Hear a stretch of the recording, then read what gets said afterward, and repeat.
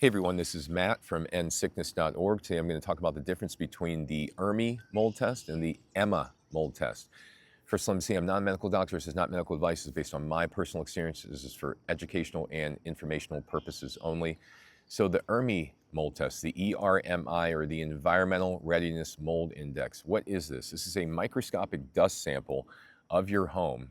You get a Swiffer, which is like a little cloth thing that you swiff all around the home. If you have no carpet. If you have carpet, you use a vacuum, you suck it up out of the carpet, but you get a dust sample from your home, and inside that dust sample, they analyze the different molds present.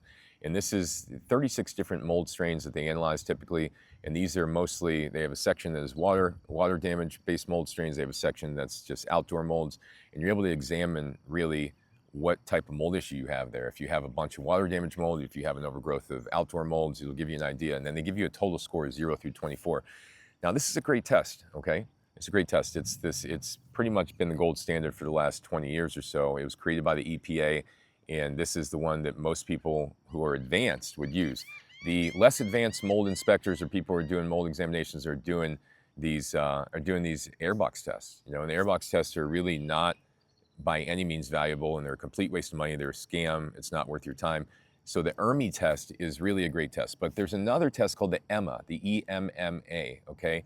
And this is actually a mycotoxin assessment, and there's only one company that I know that sells this. It's from Real Time Labs.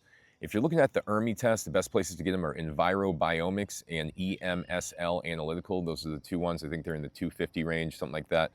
And that'll test specifically for the mold strains. But you got to remember, okay, what you're getting sick from is not the mold. It's not the mold that's getting you sick. It's the mycotoxins that are getting you sick.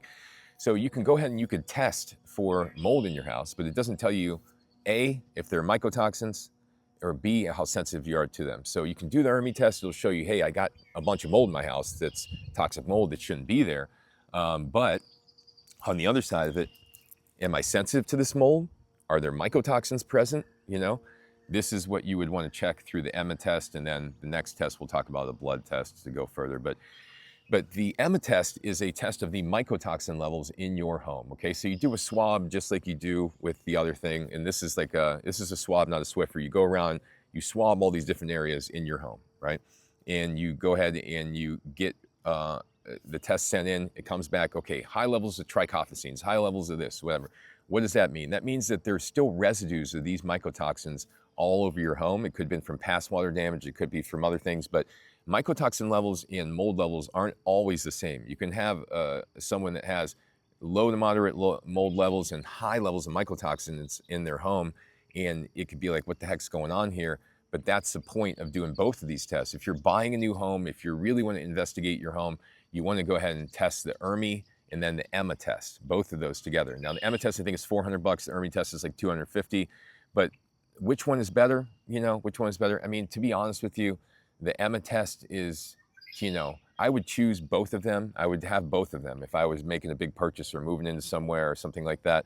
But if I was going to go from one or the other, I would probably choose the ERMI because you get all these different mold strains and it gives you a better assessment of like the picture, the big picture mold-wise there. But like I said, it doesn't test the mycotoxins, so that's what you're missing. And that's why you want to look at the EMMA test as well. Now, the last point I want to get to about mold illness in general, okay, is it's not really about how much of the mold is in your home. It is about how sensitive you are to the mold or the mycotoxins, okay? So for example, I'll give you a prime example. My mom had 10 times, 15 times levels of my daughter of mycotoxins in her urine, okay? Versus my daughter had like very minimal amounts. My mom's were highest they ever seen, right? My mom, meanwhile, was relatively healthy, migraines, you know, just general sleep issues, things like that, while my daughter was disabled, right? So it had nothing to do with the amount of mold that was, or mycotoxins that were in their body. So that's kind of irrelevant. So that's why these tests that I'm talking about, the EMMA, the ERMI tests, why they're not always definitive, it has to do with how sensitive you are to it. So there is one test that will show you how sensitive you are to different mycotoxins. It will show you if you've developed antibodies to these mycotoxins.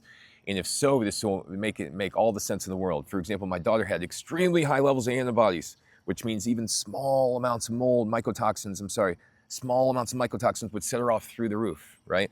Within a matter of 3 to 5 days of being in the wrong environment, she'd have asthma attacks, she would have itching on her skin, her eyes would cross, you know, she'd have memory issues, etc. Right?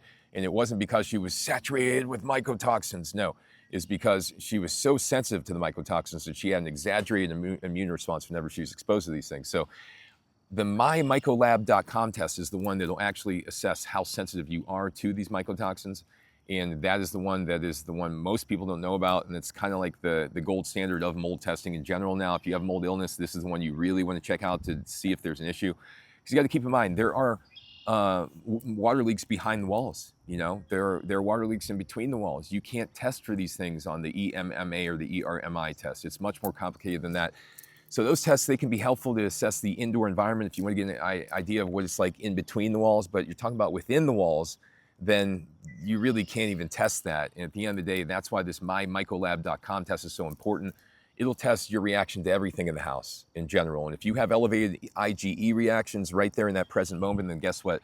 That means that wherever you're living, you're having reactions, and that could be a major contributor to your symptoms at this moment. So thanks for watching, everybody. I got hundreds of other videos, articles on my website, EndSickness.org.